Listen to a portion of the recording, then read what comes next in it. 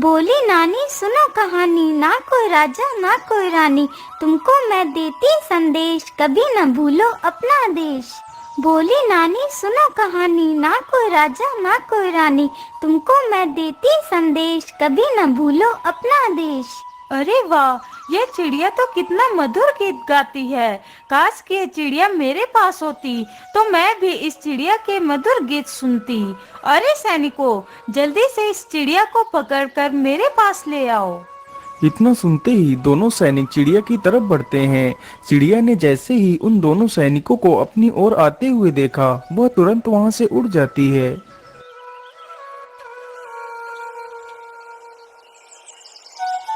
अरे राजकुमारी जी, चिड़िया तो उड़ गई।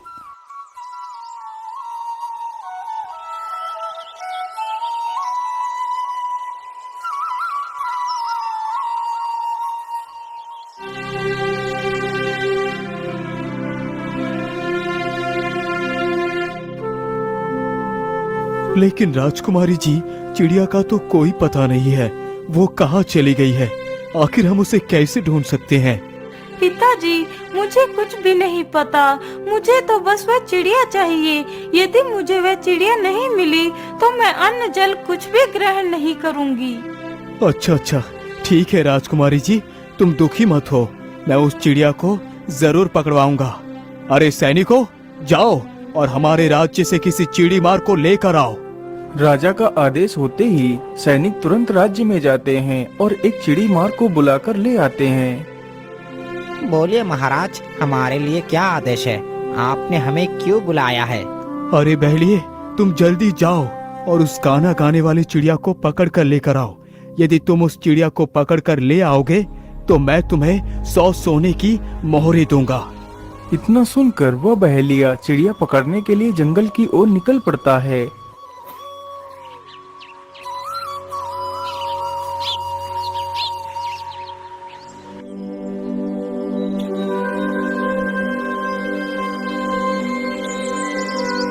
शिकारी चलते चलते जल्दी ही घने जंगल में पहुंच जाता है।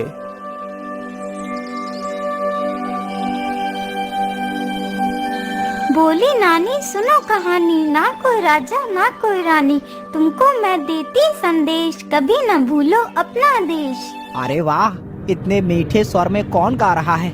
लेकिन आसपास तो कोई भी नजर नहीं आ रहा है। कहीं ये गाना वो चिड़िया ही तो नहीं गा रही है जिसकी बात महाराज ने कही थी? हाँ हाँ, मुझे तो लगता है ये वही चिड़िया है। चलो चलकर देखता हूँ। इतना सोचकर शिकारी उधर को ही चल पड़ता है जिधर से वह आवाज आ रही थी।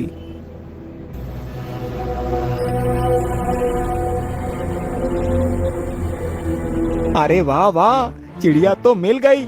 चलो जल्दी से अपना जाल बिछा देता हूँ। फिर शिकारी जल्दी से अपना जाल पेड़ के नीचे बिछा देता है और उसमें दाने डाल देता है। मैंने जाल तो बिछा दिया है, चलो अब यहाँ से दूर चलकर छिप जाता हूँ। अरे पेड़ के नीचे तो कितने सारे दाने बिखरे हुए पड़े हैं। चलो जल्दी से कुछ दाने चुग लेती हूँ।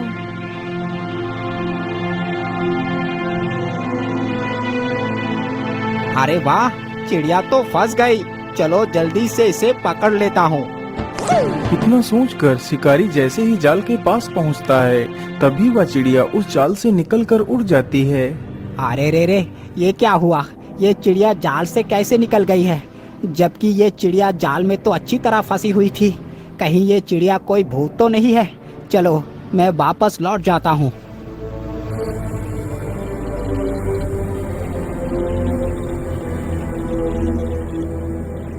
लेकिन तुम उस चिड़िया को क्यों नहीं पकड़ सकते? महाराज, वो कोई साधारण चिड़िया नहीं है। मुझे तो लगता है महाराज, वो चिड़िया जरूर कोई भूत है, क्योंकि आज तक मेरे जाल में फंसी कोई भी चिड़िया बाहर नहीं निकल पाई। लेकिन ये चिड़िया तो मेरे जाल से फंसकर फिर भी निकल गई। महाराज, मुझे माफ कर दीजिए, मैं उस चिड़िया को नहीं पकड़ सकता। इतना बोलकर वह बहेलिया वहां से चला जाता है। क्या इस पहेली की बात सच है? मुझे खुद चलकर देखना चाहिए।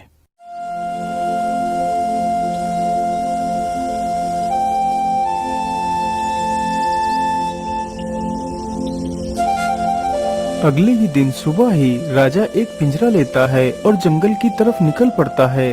राजा चलते चलते जल्दी ही उस जगह पर पहुंच जाता है जहां पर वह चिड़िया रहती थी। बोली नानी सुनो कहानी, ना कोई राजा ना कोई रानी, तुमको मैं देती संदेश, कभी न भूलो अपना देश। अरे वाह, ये चिड़िया तो सच में कितना मीठा गाती है। मैं ऐसा करता हूँ, यही पेड़ के नीचे दाना डालकर पेड़ के पीछे जाकर छिप जाता हूँ। चिड़िया जैसे ही नीचे उतरेगी तो मैं उसे पीछे से पकड़ लूंगा।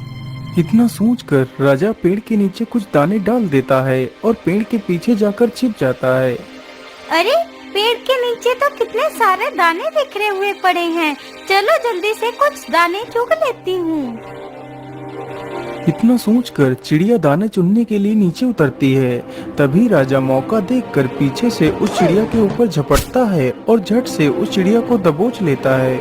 अरे छोड़ दो मुझे, तुमने मुझे क्यों पकड़ा है? राजा तुरंत उस चिड़िया को पिंजरे में बंद कर लेता है और वहाँ से निकल पड़ता है। महाराज, आप मुझे बंदी बनाकर नहीं रख सकते। आखिर मैं तुम्हें अपने साथ क्यों नहीं रख सकता? चिड़िया, तू हमारे साथ बहुत खुश रहेगी। तुझे रोज रोज अच्छे अच्छे पकवान खाने को मिला करेंगे। नहीं राजन, मैं किसी के साथ बंधक बनकर नहीं रह सकती, पर हाँ एक शर्त पर रह सकती हूँ। हाँ हाँ चिड़िया, बोलो तुम्हारी क्या शर्त है? मैं तुम्हारी प्रत्येक शर्त मानने के लिए तैयार हूँ। मेरी शर्त यही है कि मैं तुम्हें एक कहानी सुनाऊंगी। तुम्हें मेरी कहानी चुपचाप सुननी होगी। यदि तुमने मेरी कहानी पर कोई भी तर्क किया तो मैं तुम्हारे पिंजरे से गायब होकर उड़ जाऊंगी। अच्छा अच्छा ठीक है, मुझे तुम्हारी शर्त मंजूर है। सुनाओ अपनी कहानी। तो फिर ठीक है राजन, सुनो मेरी कहानी।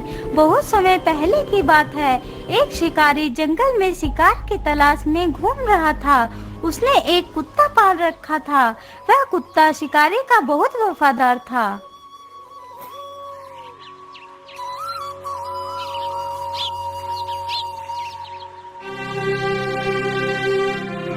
हे भगवान, मुझे जंगल में घूमते घूमते सुबह से दोपहर हो चुकी है, लेकिन अभी तक मुझे कोई शिकार नहीं मिला है। अब मेरे हिसाब से मुझे घर वापस चलना चाहिए।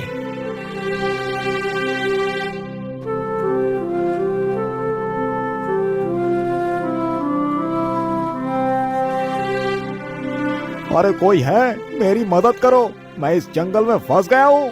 अरे ये किसकी आवाज है? मुझे लगता है कोई मुसीबत में है। चलो चलकर देखता हूँ। इतना सोचकर शिकारी आगे बढ़ता है तो देखता है जंगल के बीच एक बैलगाड़ी खड़ी है जिसका एक पहिया निकलकर जमीन पर पड़ा हुआ है और उस गाड़ी के अंदर ढेर सारा खजाना भरा हुआ है। अरे इस बैलगाड़ी को क्या हुआ? चलो उनके पास चलकर पूछता हूँ।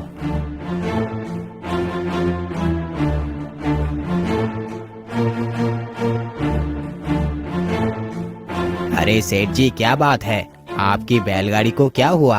अरे क्या बताओ भाई, पता नहीं कैसे मेरी बैलगाड़ी का एक पहिया निकलकर जमीन पर गिर गया, जिसकी वजह से मैं इस जंगल को पार ही नहीं कर पाया। अब तो जल्दी से शाम भी होने वाली है, क्या आप मेरी कुछ मदद कर सकते हैं? हाँ हाँ सेठ जी, क्यों नहीं, बोलिए आपको मेरी क्या सहायता चाहिए? अरे भाई, मैं किसी गाड़ी ठीक करने वाले को गांव से बुला कर लाता हूँ। तब तक के लिए क्या आप मेरी बैलगाड़ी की देखरेख कर सकते हैं? हाँ हाँ सेठ जी, क्यों नहीं, आप निश्चिंत होकर जाइए। मैं आपकी बैलगाड़ी की देखरेख की जिम्मेदारी लेता हूँ। इतना सुनते ही सेठ वहाँ से चला जाता है। शिकारी को बैठे बैठे वहाँ पर काफी समय गुजर जाता है। अब तो धीरे धीरे रात भी हो गई थी। हे भगवान, सेठ को तो गए हुए काफी समय हो चुका है, लेकिन वो अभी तक लौट कर क्यों नहीं आए? अब तक तो मुझे घर में होना चाहिए था। मेरी माँ को तो रात में दिखाई भी नहीं देता, तो फिर वो खाना कैसे बना पाएगी? मैं ऐसा करता हूँ, अपने कुत्ते को यहीं पर पहरेदारी के लिए रख देता हूँ और मैं जल्दी से खाना बनाकर वापस आ जाऊंगा। अरे शेरू, मैं घर जा रहा हूँ खाना लाने के लिए। तुम यहीं पर रुकना और अच्छे से गाड़ी की देख रेख करना। मैं जल्द ही वापस आ जाऊंगा। इतना बोलकर शिकारी वहां से अपने घर को चला जाता है और वह कुत्ता गाड़ी की देख रेख करने लगता है। कुछ देर में ही वह सेठ भी वापस आ जाता है तो देखता है कि शिकारी वहां से जा चुका है। यह देखकर उसे शिकारी के ऊपर बहुत क्रोध आया। तभी उसकी नजर उस शिकारी के कुत्ते पर पड़ती है। अरे वाह, तो इसका मतलब ये कुत्ता ही तब से मेरी बैलगाड़ी की रखवाली कर रहा था। वाकई कुत्ता कितना वफादार है। अरे तुम तो कितने बहादुर और वफादार हो। तुमने मेरे गाड़ी की अकेले ही देख रेख करी है। मैं तुमसे बहुत प्रसन्न हूँ। ये लो, मैं तुम्हें 5 सोने की मोहरें देता हूँ। अब तुम इन मोहरों को लेकर यहाँ से जा सकते हो। कुत्ता तुरंत ही उन सोने की मोहरों को अपने मुंह में रखता है और जल्दी ही अपने मालिक के पास पहुंच जाता है। अरे शेरू, तू बैलगाड़ी छोड़कर यहाँ क्यों आ गया? मैंने तुझे तो बैलगाड़ी की देख रेख करने के लिए वहाँ छोड़ा था।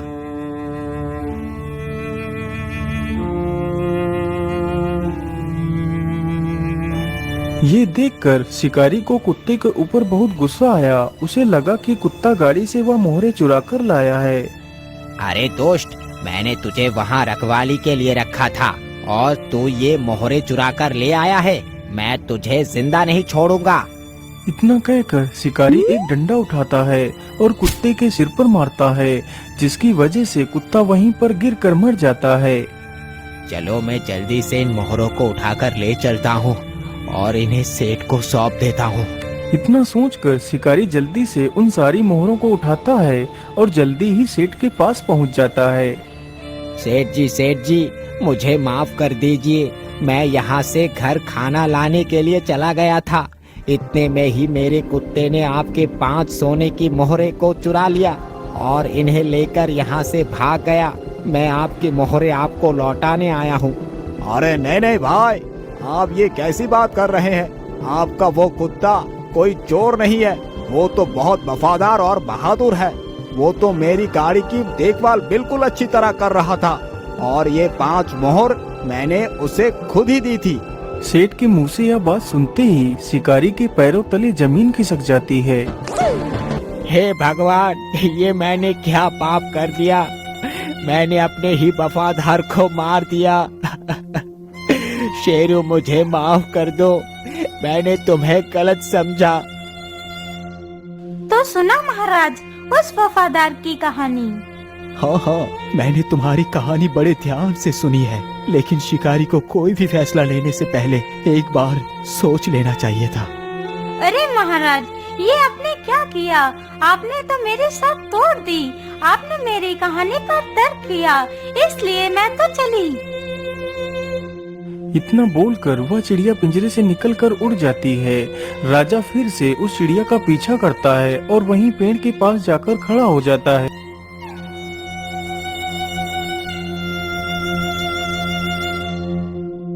हे चिड़िया, तू मुझ पर तरस खा। तू मेरे साथ मेरे महल चल। मेरी परेशानी समझ। वहाँ पर तुझे कोई भी समस्या नहीं होगी। मुझे एक मौका और दे दो। ठीक है महाराज, मैं तुम्हें एक और मौका देती हूँ। यदि इस बार तुम मुझे नहीं ले जा सके तो मैं तुम्हारे हाथ कभी नहीं आऊंगी। इतना बोलकर चिड़िया फिर से राजा के पिंजरे के अंदर आ जाती है। चलो राजन, मुझे अपने साथ ले चलो। इस बार मैं तुम्हें एक और कहानी सुनाती हूँ, लेकिन मेरी शर्त वही है। अच्छा, ठीक है। इस बार तो शर्त मैं ही जीतूंगा। महाराज, मेरी दूसरी कहानी सुनो। बहुत समय पहले की बात है। रत्नगढ़ नामक राज्य में घोर सूखा पड़ा था। तो धीरे धीरे गांव के सारे लोग गांव छोड़कर शहर को चले गए थे, सिवाय एक व्यक्ति के जिसका नाम शामू था। हे भगवान, धीरे धीरे गांव के सारे लोग गांव छोड़कर चले गए। बस एक मैं ही बचा हूँ यहाँ।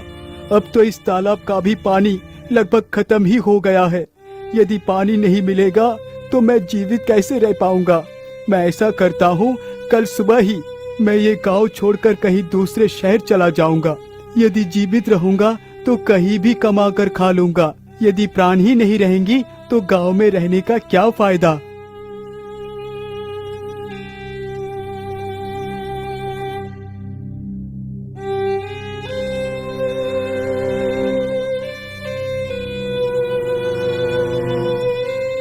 अगली सुबह ही श्यामू अपने लिए कुछ पोटली में खाना बांधता है और शहर की तरफ निकल पड़ता है।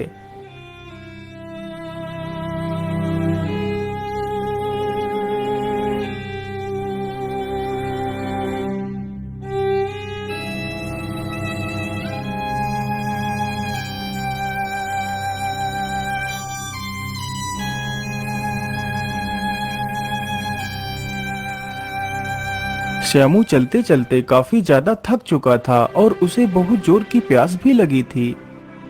हे भगवान, इतनी कड़कती धूप में पैदल चलना कितना मुश्किल है और ऊपर से इतनी जोर की प्यास भी लगी है। क्या करूं? पानी कहां से लाऊं? मुझे तो लगता है मैं इस प्यास के कारण तो बाद में मरूंगा, उससे पहले इस कड़कती धूप और थकान से ही मर जाऊंगा। मैं ऐसा करता हूँ, इसी पेड़ के नीचे थोड़ा सा आराम कर लेता हूँ, फिर पानी की तलाश करूंगा। इतना सोचकर श्यामू पेड़ के नीचे बैठ जाता है। पेड़ की छांव में बैठते ही उसकी आंखें बंद होने लगती हैं। तभी उसके पैर पर कुछ पानी की बूंदें गिरती हैं।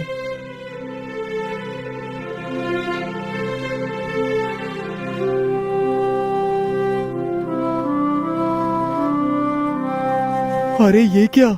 पेड़ के ऊपर से तो पानी की बूंदें गिर रही है। चलो मैं जल्दी से इन बूंदों को एक बर्तन में एकत्रित कर लेता हूँ। श्यामू जल्दी से अपने आसपास देखता है तो उसे एक घड़े का टूटा हुआ टुकड़ा मिलता है। तो वह उस टुकड़े को हाथ में पकड़कर वहीं पर खड़ा हो जाता है। धीरे धीरे वह टुकड़ा पानी से भर जाता है। पानी तो भर गया है, चलो मैं जल्दी से इसे पी लेता हूँ। तभी एक कौवा श्यामू के पानी पर झपटता है और सारा पानी जमीन पर गिरा देता है। अरे दुष्ट कौवे, मैं तुझे जिंदा नहीं छोड़ूंगा, तूने मेरा सारा पानी गिरा दिया। इतना बोलकर श्यामू उस कौवे के पीछे दौड़ पड़ता है। वह दौड़ते दौड़ते काफी दूर निकल जाता है। आज तो मैं तुझे जीवित नहीं छोड़ूंगा, रुक, तुझे मजा चखाता हूँ। श्यामू वहीं पर पड़े एक पत्थर को उठाता है और कौवे को फेंक कर मारता है। पत्थर लगते ही कौवा नीचे गिरता है और मर जाता है। अरे ये क्या? यहाँ पर तो एक नदी है। इस कौवे को तो मैंने बेकार में ही मार दिया। इसकी वजह से तो मुझे ये नदी मिली है। खैर, पानी तो मुझे उस पेड़ के पास भी मिल रहा था, लेकिन इस दुष्ट कौवे ने मेरा सारा पानी गिरा दिया था। चलो मैं जल्दी से थोड़ा सा पानी पी लेता हूँ। इतना सोचकर श्यामू जल्दी से पानी पी लेता है। आहा, अब मेरी आत्मा को शांति मिली। चलो अब जल्दी से अपनी खाने की पोटली को चलकर उठाता हूँ। फिर श्यामू जल्दी ही उस पेड़ के पास पहुँच जाता है। अरे वो पानी तो अभी भी टपक रहा है, लेकिन इस पेड़ पर पानी आ कहाँ से रहा है? श्यामू जैसे ही अपना सिर उठाकर पेड़ की तरफ देखता है तो पेड़ की डाल पर एक सर्प मरा हुआ लटक रहा था, जिसके मुंह से वह विष की बूंदें टपक रही थीं, जिसे श्यामू पानी समझकर पीने जा रहा था। अरे राम राम राम राम, ये मैंने क्या कर दिया? मैं जिसे पानी समझकर पीने जा रहा था वो तो एक जहरीली सर्प का विष था। उस कौवे ने तो मेरे प्राण बचाए थे और मैंने बदले में उसे मौत दे दी। मुझे माफ कर दो कौवे भाई, मुझे माफ कर दो। तो सुना राजा, उस कौवे ने उसके साथ कितनी वफा की, फिर भी उस इंसान ने उसे मार दिया। हाँ हाँ चिड़िया बहन, आप एकदम ठीक कहती हैं। उस दुष्ट शामू को तो एक बार ये सोचना ही चाहिए था कि आखिर पेड़ पर पानी कहाँ से आ रहा है। महाराज, आप फिर से अपनी शर्त को हार चुके हैं। आपने फिर से मेरी कहानी पर तर्क किया, इसलिए मैं तो चली। इतना कहकर वह चिड़िया फिर से पिंजरे से गायब होकर उसी पेड़ के पास पहुंच जाती है। तो राजा फिर से उस पेड़ के पास वापस जाता है और अपनी सारी कहानी उस चिड़िया को सुना देता है। हे चिड़िया बहन, यदि आप मेरे साथ नहीं चलेंगी तो मेरी पुत्री बिना कुछ खाए पिए ही अपने प्राण त्याग देगी। महाराज, आप दुखी मत होइए। आप इस पेड़ की एक पत्ती को ले जाकर अपने बेटे को खिला दीजिए, तो आपकी बेटी कोई भी जिद नहीं करेगी और वह ठीक हो जाएगी। इतना कहकर वह चिड़िया उस पेड़ की एक पत्ती तोड़कर नीचे डाल देती है। राजा जल्दी से उस पत्ती को